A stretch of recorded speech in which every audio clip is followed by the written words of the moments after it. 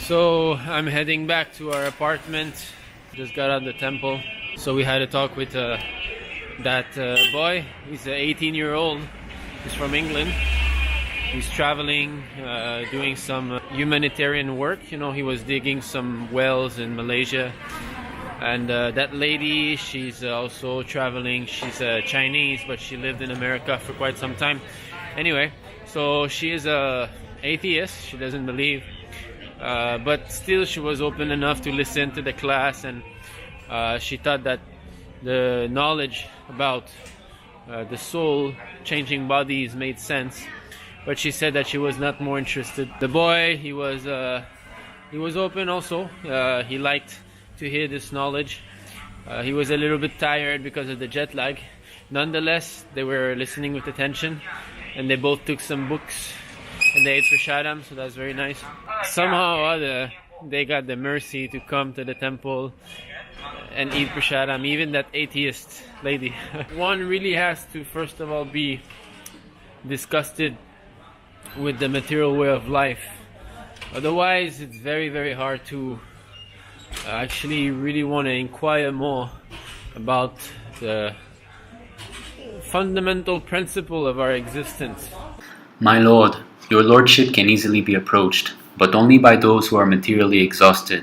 One who is on the path of material progress, trying to improve himself with respectable parentage, great opulence, high education and bodily beauty, cannot approach you with sincere feeling.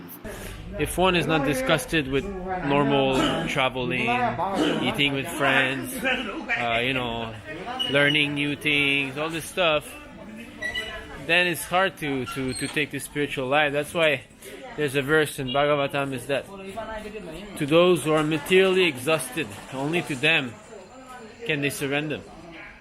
As long as you think that there's still a corner of this material world that is still nice and cozy, that I can enjoy, still won't do. Krishna is looking for real sincerity, He's gonna clean the heart of those who are truly interested in knowing Him.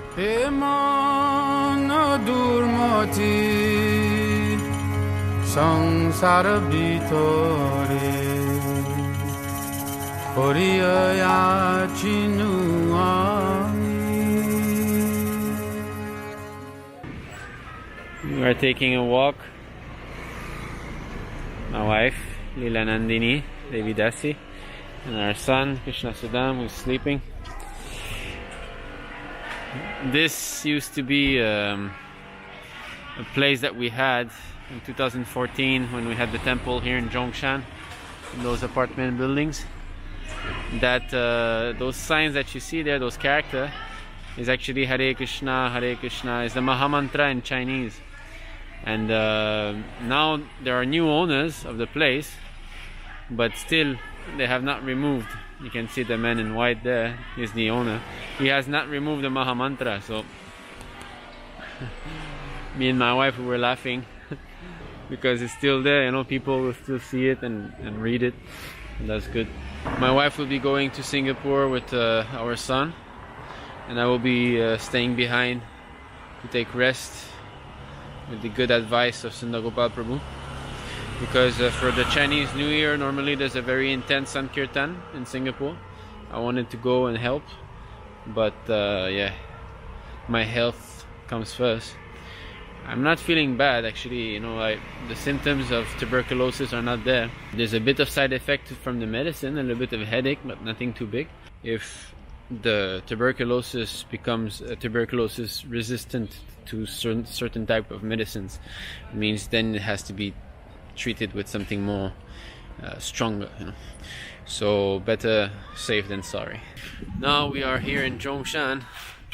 As you can see far behind me there is the garden where we used to have the temple before they moved it to Guangzhou. You know that now we have a temple in Guangzhou and one in the Henan province. So we've been back down south for quite some time now.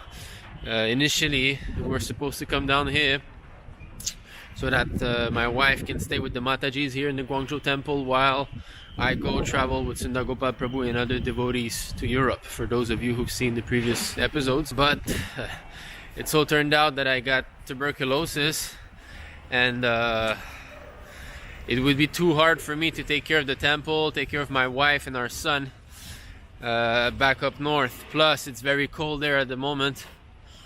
Of course, I'm from Canada, so I know what cold is, but the thing is, in China, the houses are not very well built. So it gets cold inside also, very cold inside. And the air is very polluted. I can show you a screenshot of the air quality. So the air there is very, very polluted. It's sometimes the pollution is so dense that you cannot even see 200-300 meters ahead. So I'm actually starting to think, for my health, should I even continue preaching over there? It's a shame because we have a very nice temple there, and you know, there's some devotees. We have a small congregation, very small towards the end. I mean, only 3 Matajis used to come. But at least we made one devotee, Bhaktivedanta, who is in the Guangzhou temple now. And there's Jayashyam Mataji that I would have liked to go and give some support, because she accepted Prabhupada, she rejected Jayapataka, and now she's all alone over there. So my heart is kind of separated at the moment. I wish to go back and continue the preaching there, even though it's a small city, though there's not much going on, you know. But still, we started the place. But at the same time, not at the risk of my health. What's the use if I go there, fall sick again, and then cannot continue the preaching? So I'm in great thoughts at the moment. Every time I'm like this, I call Sundar Gopal Prabhu, because he's very much senior. He has so many years of experience in the preaching business, so he always gives good advice. At the moment, he also told me not to go to Singapore for the Chinese New Year. 4 Matajis will be going, my wife and son included. They will go, but Sundar Gopal Prabhu has recommended me not to go, to take good care of myself and fully recover. The disease might spread, even though the doctor said that my disease is so much at the beginning that it's very, very hard to catch it. I mean, there's still some percentage, you know. So I'll be staying here. My wife will be going for 2 weeks, and I hope that I will be sincere enough to get some realization on what I should be doing. So today morning, I'm bringing my wife and son to Hong Kong. They are going to Singapore, and I will be staying back. So they're going for 2 weeks. So we're gonna go catch a bus now. It's very early.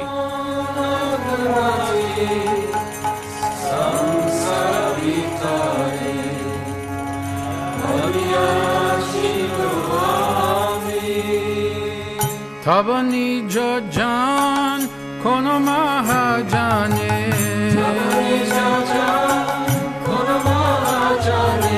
Tabani Jajan Kono Mahajane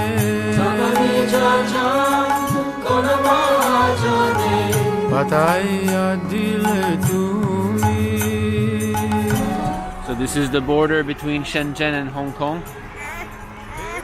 Okay, so then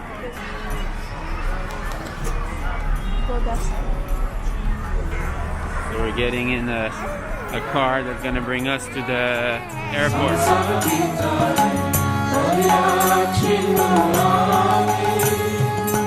Doya kori more potita dekhiya kohilo amare giya. So my wife and son left for Singapore. I'm again separated from them, but I'm happy that they go to Singapore. My son will see His Grace Sundar Gopal Prabhu as well as the other devotees there. So this is my consolation, that I know that it's good for them to go there and associate with devotees. But of course, separation is always hard. This is the nature of this material world, that we are bound to separate. And it's actually something foreign to us, separation. Because in the spiritual world, we are always with Krishna and His great devotees. We're always together. And this separation started when we wanted to come here, misusing our free will, wanted to enjoy independently from the Lord.